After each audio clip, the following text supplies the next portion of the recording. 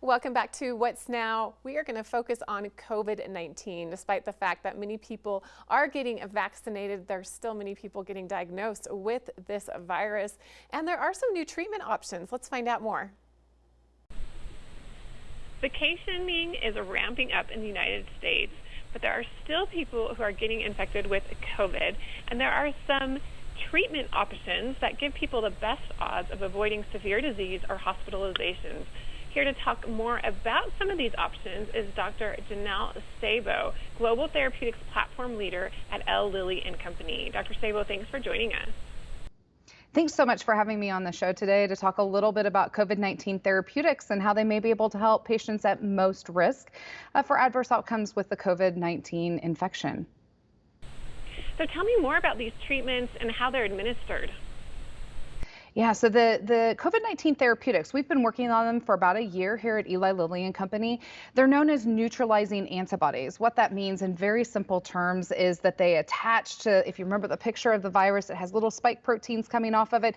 It attaches to the spike protein, allows the human body to neutralize that virus and clear it, and then the human body can actually better fight the infection. So they essentially decrease the amount of virus that the human body is carrying in these cases of infection.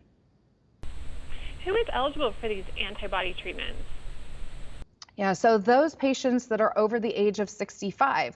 But in addition, individuals between the ages of 12 and 65 can also be eligible if they have a high body mass index, meaning they're overweight with a BMI of 35 or higher, or maybe they have significant underlying medical conditions such as hypertension or lung disease or cardiovascular disease.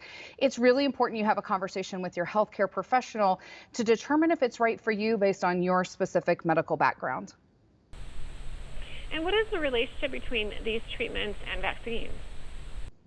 It's a really great question, particularly with vaccines being in the news so much and everybody's being encouraged to get them, which, by the way, I do encourage your viewers to consider vaccines and hopefully seek one when they become eligible. But vaccines are really designed to prevent infection. So they're going to help to decrease the amount of transmission or the number of individuals who are contracting COVID-19. COVID-19 therapeutics are a little bit different. They're designed to actually treat the infection for those who actually get the virus. And treating that in that first 10-day period post-symptoms in these high-risk patients is really important. It can decrease their risk of hospitalization, emergency room visits, or even death by up to 87%. And if you get a positive COVID-19 diagnosis, what should you know about these treatments? Yeah, so I know that when you get diagnosed with COVID-19, you go through a lot of emotions. So what I try to tell people is you're going to feel all those emotions, but remember, one of your most important next steps is actually to call your healthcare professional. Have a conversation with them. They know your background the best. Based on your medical conditions, based on your age, your weight, they'll be able to determine if COVID-19 therapeutics might be an option for you. And so that should be your important next step post-diagnosis of COVID-19. And how do you know if these treatments are available where you are? Yeah, it's a really wonderful question. There's actually a website that has been developed by both the pharmaceutical industry and the United States government called combatcovid.hhs.gov. It has a ton of information on it.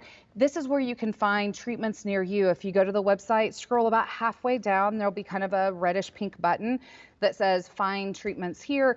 When you click on the button, an interactive map of the U.S. will come up. You can add your address, how far you're willing to travel for an infusion, and it'll locate the infusion centers nearest you. And tell me more about the 10-day window of these treatments when you have COVID-19. Right. So when people become symptomatic and they test positive for COVID-19, their viral loads are at their highest point.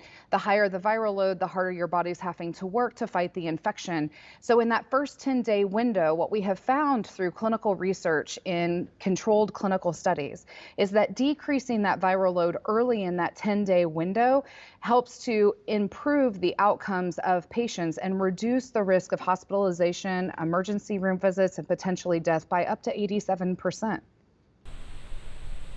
And what else do we need to know, and where can we get more information once again, Dr. Sabo?